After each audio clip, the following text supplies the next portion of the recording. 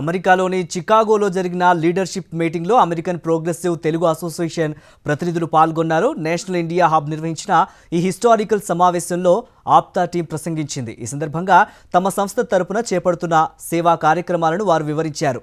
Health care, immigration వంటి విభాగాల్లో national India hub అందిస్తున్న సేవలను వారు అభినందించారు. దీనికి మెంబర్షిప్ వచ్చి రెఫరల్ బేస్డ్ మెంబర్షిప్ ఉంటుందండి. $100 nominal amount lifetime మెంబర్షిప్కి.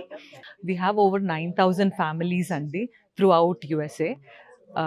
So it's a pretty big organization. We are doing a lot of services. We are very happy about it and hope we can continue like this. Hello అండి, నమస్తే.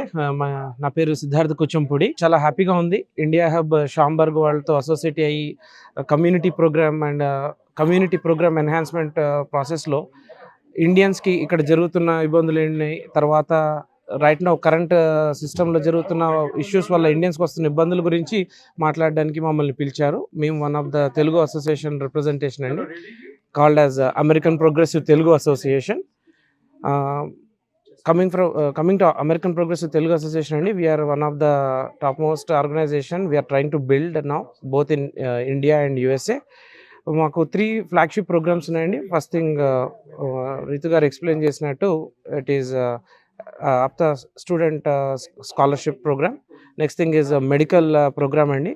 And third thing recently we started called as stem cell drive to save the lives of our fellow human beings, irrespective of caste, creed and everything. We wanted to do that service to all Indians and then especially our Indian diaspora.